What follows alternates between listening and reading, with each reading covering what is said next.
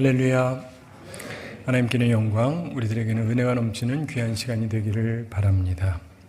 한번 따라해 보실래요? 메리 크리스마스. 옆에 분들하고도 메리 크리스마스.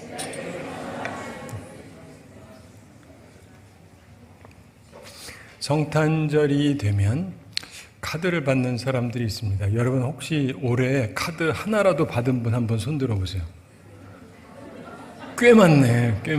와, 축하드립니다. 왜 웃으시는지 모르겠지만 하여간 축하드립니다. 요즘에는요, 카드를 못 받아요. 제가 어렸을 때 크리스마스가 되는데 저희 아버지가 목사님이셨는데 카드가 엄청 많이 오시는 거예요. 뭐 교회에다가도 넘치고 집에도 넘치고 너무 많아가지고, 근데 저는 하나도 안 와요.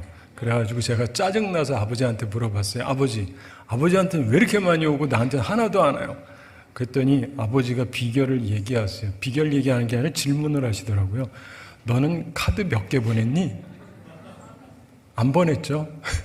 그랬더니 야, 내가 얼마나 많이 보냈는 줄 아니? 너도 보내야 오는 거야. 그러십니다. 참고하세요. 근데요, 그래서 제가 좀 보냈거든요. 그랬더니 옛날엔 보내면은 그래도 좀 답이 왔어요. 그래도 열에 한둘이라도, 요즘엔 백에 한둘도 보기가 힘들어요. 그런 시대에 여러분이 받았다는 건 은혜예요. 사랑하는 성도 여러분, 하나님은 우리를 사랑하십니다. 그리고 예수님을 통해서 하나님의 사랑을 분명하게 보여주셨죠. 성탄절에 하나님께서 자신의 아들을 우리한테 선물로 보내주셨지 않습니까? 그러면 그 사랑을 받으면 사람들도 사랑으로 응답을 하느냐?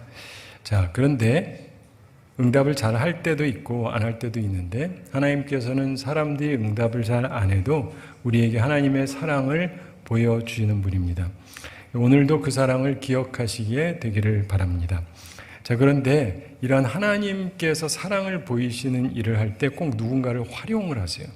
하나님은 절대로 혼자 하시지 않습니다. 누군가를 쓰세요. 사람을 쓰십니다.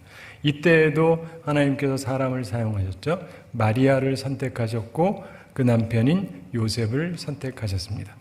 우리 시대에도 마찬가지입니다. 이 성탄의 기쁨과 즐거움은 누군가 준비된 사람들에 의해서 이루어지게 되는 것입니다.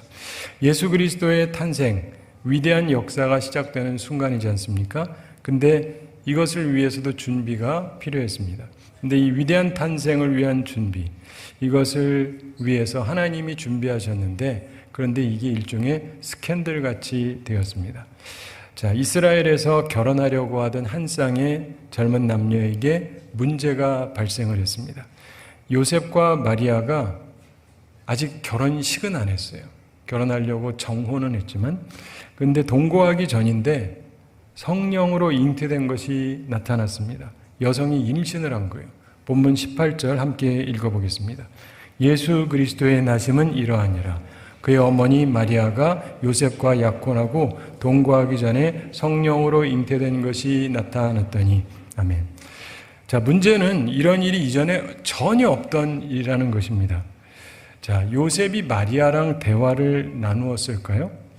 그랬다면 마리아는 뭐라고 답변을 했을까요? 마리아의 답변이 있었다면 요셉은 어떤 생각을 품었을까요? 만약 이들이 대화가 있었다라고 한다면 분명한 것은 요셉이 마리아가 한 변명 혹은 그 설명을 믿지 않았다, 이런 얘기입니다. 그가 만약 믿었다라고 한다면 19절에 나오는 가만히 끊고자 하여, 이런 일은 할 리가 없기 때문입니다. 본문 19절 함께 읽어보겠습니다. 그의 남편 요셉은 의로운 사람이라 그를 드러내지 아니하고 가만히 끊고자 하여. 아멘. 자, 사랑하는 성도 여러분, 우리는 약혼과 결혼만을 얘기하는데 옛날에 여기서 약혼이라고 그러지 않고 정혼이라고 했어요. 근데 성경을 개혁해서 개혁 개정으로 하면서 약혼이라고 말을 바꿨는데 우리가 정혼이란 말을 잘 안 써서 그런데, 사실 이스라엘에는 이 3단계가 있어요. 약혼, 정혼, 결혼. 그래서 약혼은 뭐 몇 년 전에도 할 수 있고, 근데 정혼은 보통 1년 전에 합니다. 정혼을 하면 사실상 부부로 취급을 해요. 그래서 이때 남자가 죽으면 여성은 과부라고 일컬어요. 결혼식 안 했는데도. 우리하고는 좀 다른 관념이죠. 그래서 여기서 남편이라고 얘기합니다. 아니, 남편이면 임신하는 거 정상이잖아요. 근데 관념적으로 남편이지 진짜 결혼한 남편은 아닌 상태였어요. 근데 이 사람이 마리아의 말을 믿을 수가 없었다는 겁니다. 왜 그런지 아세요? 마리아가 석 달 동안 어디 딴 데 갔다 왔거든요.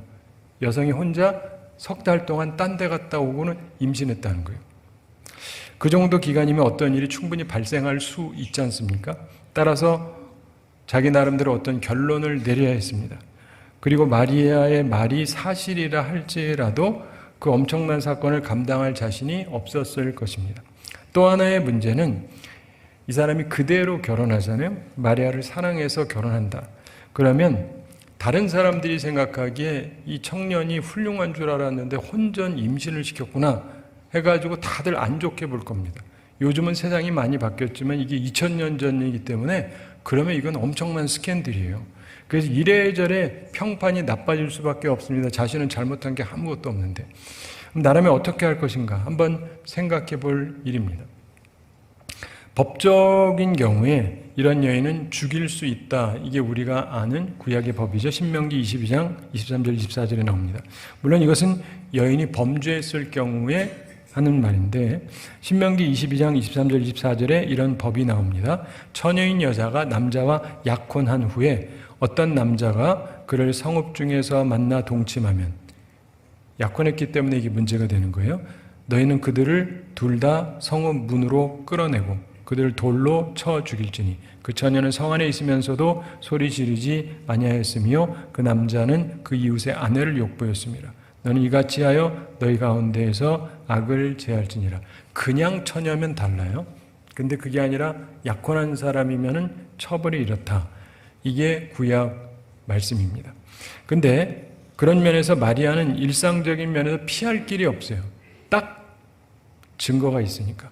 그런데 요셉은 이 여인을 죽이겠다 그런 방법을 취하지 않습니다. 죽일 생각은 전혀 없었던 것으로 보입니다. 그래서 성경은 그를 어떤 사람이라고 그러죠? 의로운 사람이다 이렇게 얘기합니다. 여성들은 이게 무슨 말인지 가슴에 다가올 거예요. 19절에서 그러잖아요. 의로운 사람이란 꼭 법대로 집행하는 사람을 뜻하는 것은 아니라는 얘기예요. 그 사실을 아십니까? 19절에서 말씀하죠. 그의 남편 요셉은 의로운 사람이라 그를 드러내지 아니하고 가만히 끊고자 하여 법대로 하지 않는데 의롭다라고 성경이 말씀하고 있습니다. 오해하지 마세요. 판사라고 한다면 법대로 판결을 해야 됩니다. 그러나 내 일, 내 개인적인 일에 대해서는 내가 결정을 할 수 있을 때는 법적인 입장을 취하지 않는 것이 중요합니다. 상대방에게 최소한의 피해가 가도록 하는 것이 필요한 것입니다. 당시 정황을 생각해 보겠습니다. 그 당시 관습, 이스라엘의 관습에 두 가지 방법이 있었다고 그럽니다. 첫째, 마리아에 대해서 소송을 제기하는 것입니다. 둘째, 이혼 증서를 써주고 법적 소송을 제기하지 않고 조용히 버리는 길이 있었습니다. 전자, 즉 소송의 경우는 반드시 돌로 쳐 죽이는 사형을 뜻하는 것은 아니었습니다. 율법에 수정이 가해져서 이게 시간이 꽤 오래 지났기 때문에 당시에도 죽음은 면할 수가 있었다고 합니다. 그러나 이 방법은 마리아에게 공개적으로 망신을 주고 수치를 당하게 하는 방법입니다. 근데 요셉은 그를 사랑하는 마음이 있었기 때문에 그 방법을 쓰지 않기로 생각을 합니다. 둘째 방법을 생각했습니다. 소송을 걸어서 공개적인 망신과 수치를 주는 방법을 쓰지 않기로 합니다. 매우 신사적인 사람이었습니다.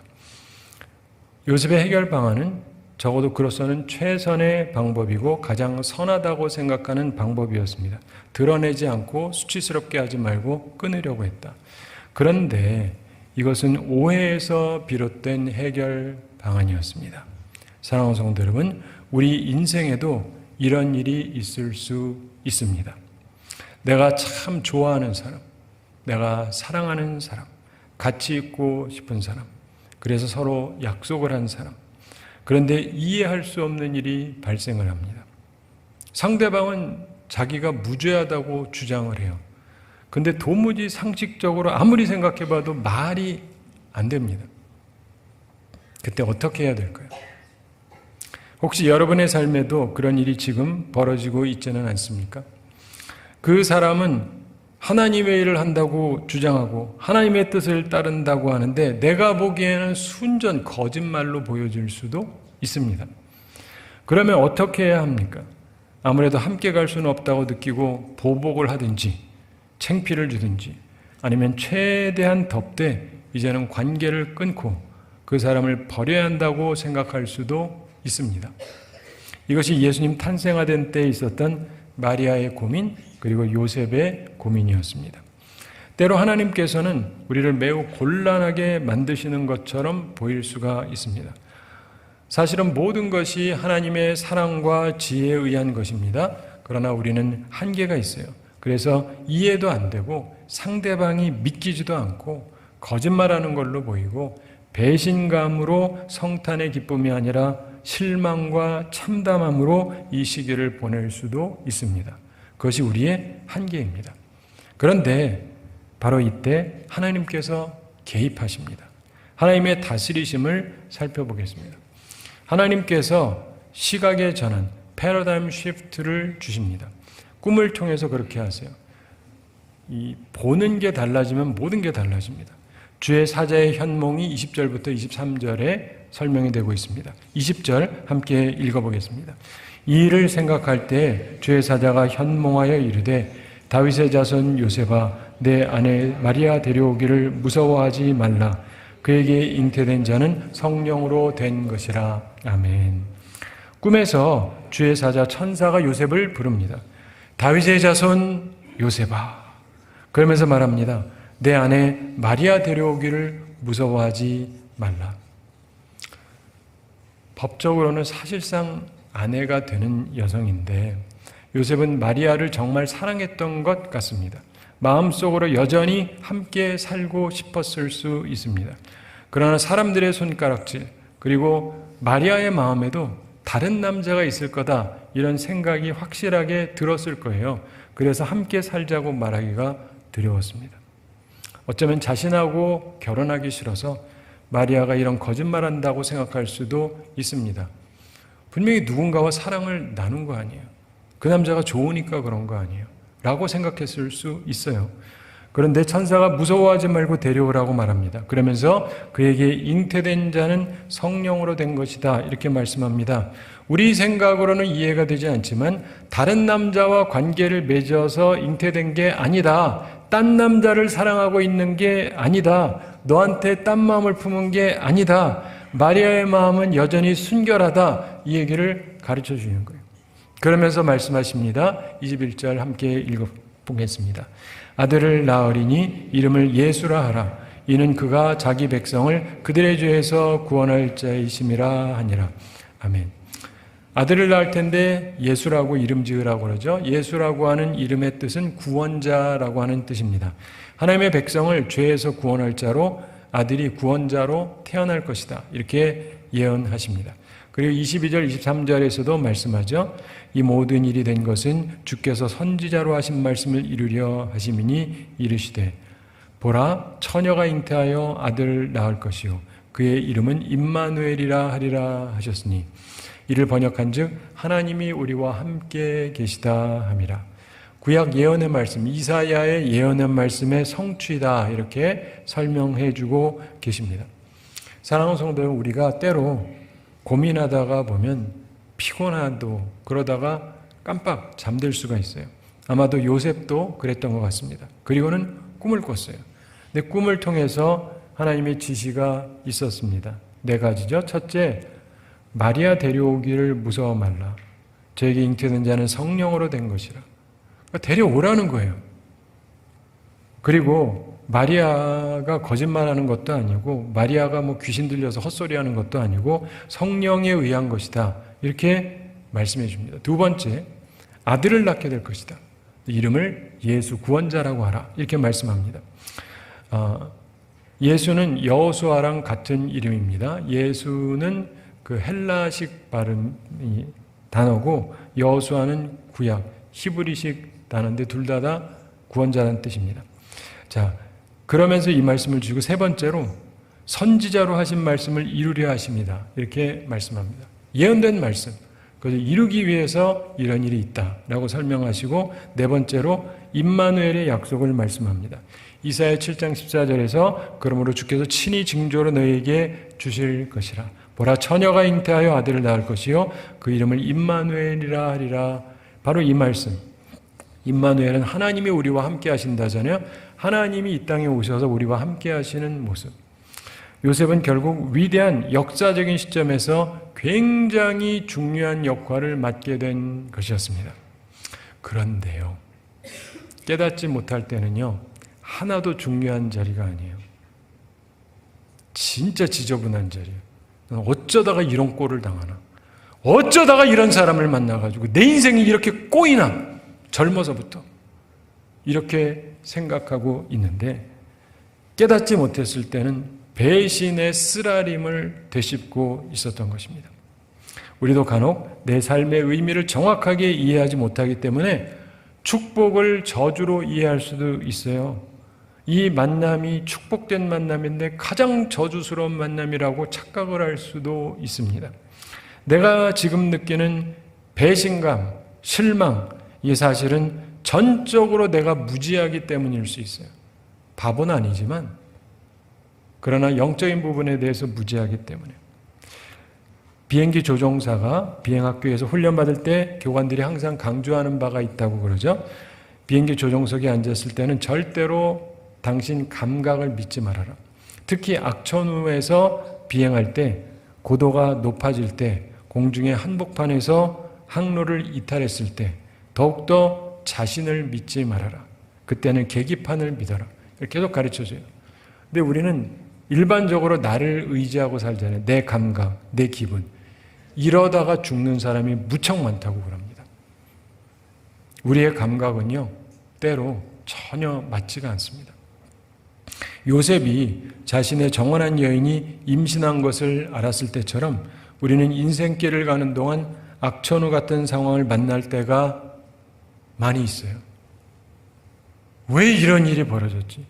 내가 잘못한 것도 없는데 왜 내가 이런 사람 만나가지고 이러고 있지? 이럴 수도 있죠. 근데 그럴 때 내 지식과 감각은 문제 해결에 도움이 되지 않을 수 있습니다. 인생의 계기판을 내 감각으로 삼지 마세요. 그러면 인생이 바닥으로 떨어지고 추락하고 망하게 됩니다. 우리 인생의 바른 계기판은 하나님과 하나님의 말씀입니다. 주의 말씀이 내 발의 등이요 내 길의 빛이니이다. 주의 말씀으로 살아가야 됩니다. 인생의 악천후를 맞을 때 단순히 과거의 경험, 다른 사람의 의견 수렴 뭐 이런 걸로 살아가시면 안 됩니다. 우리가 골방에 들어가서 계기판의 치수를 설명해 줄 주님께 간절히 물어봐야 됩니다. 주님, 어떻게 해야 됩니까? 주님, 어떻게 해야 됩니까? 주님, 어떻게 해야 됩니까? 요셉도 아마 그랬을 겁니다. 이런 얘기가 있습니다. 어느 날 목공소에서 목공소 연장들의 회의가 열렸답니다. 누군가가 말합니다. 아유, 우리 중에 저 망치, 저놈은 소리를 너무 크게 내. 좀 없애야 돼. 그랬답니다. 그랬더니 망치가 내가 떠나야 되면 톱도 떠나야 돼. 톱은 인정사정 없이 다 잘라버리잖아. 그랬더니 톱도 말합니다. 내가 떠나면 대패도 떠나야 돼. 남을 자꾸 깎아내잖아. 그랬더니 대표도 한마디 합니다. 내가 떠나야 된다면 자도 떠나야 돼. 자는 항상 자기만 옳다고 하면서 자기 중심으로 크다 작다 이렇게 평가하잖아. 이렇게 목공소 연장들이 회의를 하고 서로 싸우고 서로 나가야 된다고 그러고 있는데 나사렛 목수 예수님께서 들어오셔서 작업복을 갈아입으시더니 강대상을 만들기 시작하시더랍니다. 그러면서 나사렛 목수 예수님께서 강대상을 만들 때 망치도 쓰시고 톱도 쓰시고 대패도 쓰시고 자도 쓰시고 어느 것 하나 버리지 않고 모두 사용하셨답니다. 사랑하는 성도 여러분, 저 사람만 없으면 이런 생각을 우리가 할 때가 있습니다. 근데 사실은 가장 중요한 사람인데 저 사람만 없으면 이렇게 생각을 한다면 이건 치명적인 실수가 될 수 있습니다. 요셉도 마리아를 조용히 끊고자 했습니다. 그런데 하나님께서는 우리 모두를 사용하셔서 주님의 일을 하고 계십니다. 우리는 서로가 가지고 있는 귀중한 역할을 바라볼 수 있어야 됩니다. 저는 그 시각을 갖고자 노력을 많이 하는데 약점과 부끄러운 것도 은혜로 바꾸면 중요하게 사용될 수 있습니다. 우리나라 말에 이런 말이 있잖아요. 군뱅이도 뒹구는 재주가 있다. 다 써먹을 때가 있고 성경에도 특이한 말씀이 있어요. 악인도 하나님께서 때에 적당하게 사용하신다는 말이 있어요. 하나님의 손에서 모든 사람이 필요하게 사용이 된다는 것을 기억을 한다면 정말 내게 소중한 사람이 갖고 있는 가치를 우리가 볼 수 있어야 돼요.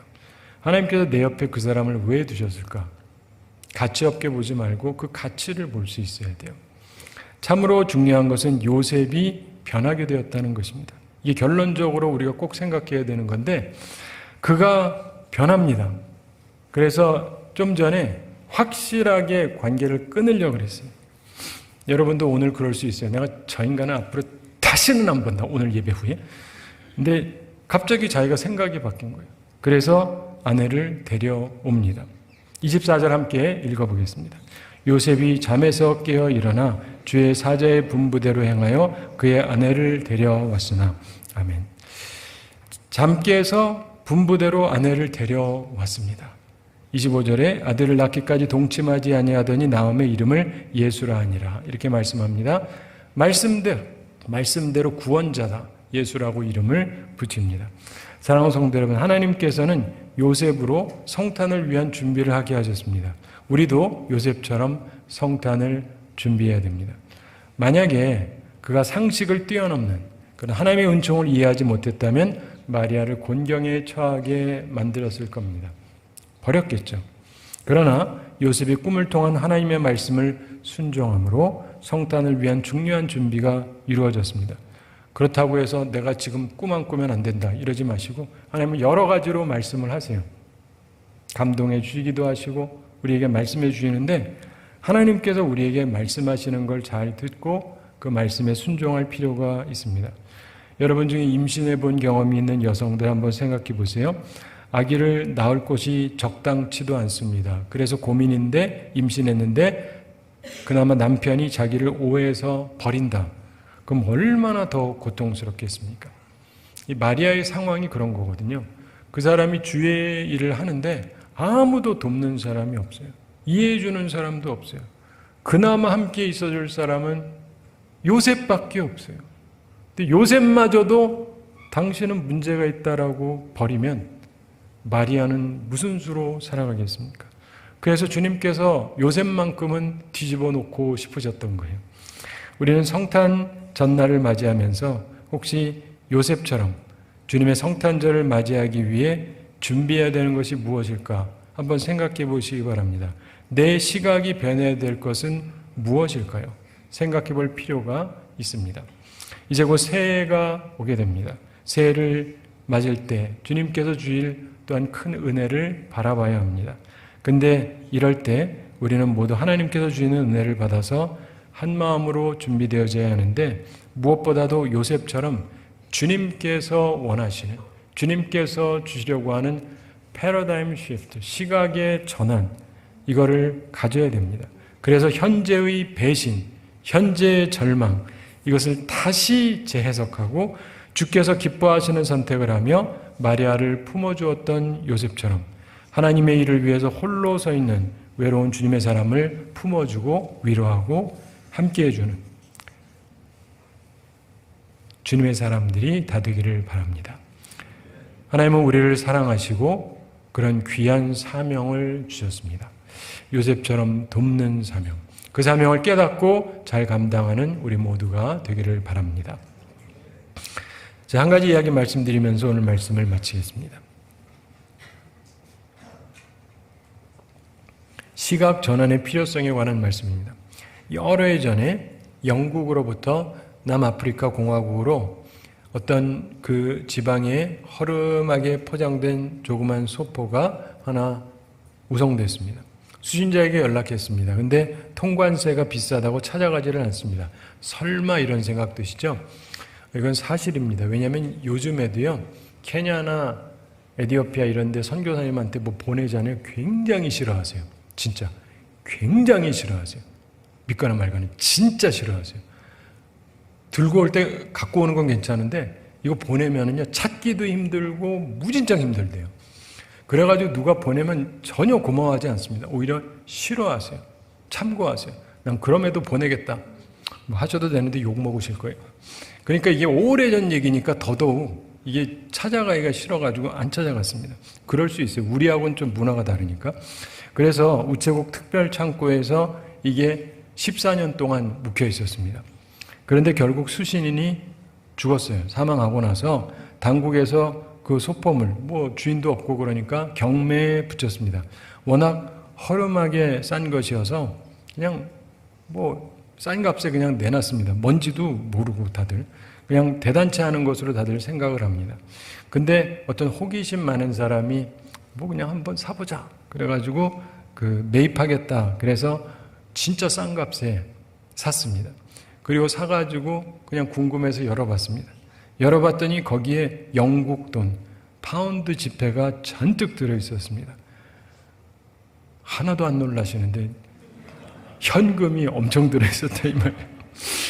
엄청난 현금이 들어있는데 잘 싸면은 훔쳐갈까봐 이렇게 일부러 허름하게 싼 거였거든요. 근데 통관세 아끼다가 큰 재산을 얻지 못한 것입니다. 사랑하는 성도 여러분, 하나님께서 보내신 선물이 허름해 보일 수도 있어요. 괜히 비용만 든다고 생각할 수도 있습니다. 그 내적인 건 내가 맛을 못 봤기 때문에 그럴 수 있어요. 여러분은 어떻습니까? 하나님께서 성탄의 계절에 우리에게 주신 선물 혹은 사람 혹은 어떤 환경, 그것이 껍데기가 좀 하찮아 보인다고 해서 하찮게 생각하지 마십시오. 그 속에 담겨진 귀한 선물을 발견하는 사람들이 되시기 바랍니다. 그리고 그 은혜를 누리며 사는 우리 모두가 되기를 우리 주님의 이름으로 축원합니다. 우리 함께 기도하겠습니다. 사랑의 하나님 아버지, 우리를 사랑하시고 오늘도 저희들에게 귀한 말씀 주심을 감사드립니다. 요셉의 성탄 준비를 보면서 우리들의 모습을 돌이켜봅니다. 때로 하나님께서 귀한 사람을 내 옆에 주시고 하나님의 일을 한다고 하는데 전부 다 이상해 보일 수도 있다는 걸 기억하면서 하나님 앞에서 우리들의 시각에 전환이 있게 해주시고 주님이 기뻐하시는 길을 걸어가는 저희들 다 되게 하여 주시옵소서. 하나님 아버지, 우리를 항상 사랑해 주시고 주의 말씀대로 살아갈 수 있게 해주시고 우리들의 어두운 눈이 열려서 영안이 열리게 해주시고 우리가 봐야 될 것을 제대로 보고 소중한 사람을 소중한 사람으로 알고 도와야 될 사람을 힘써 도움으로 주의 나라의 일이, 주의 영광스러운 일들이 잘 이루어질 수 있도록 협력함으로 주의 성탄을 예비하는, 주님의 일을 예비하는 주의 사람들이 다 되게 하여 주시옵소서. 감사드리며 예수님의 이름으로 기도드리옵나이다. 아멘.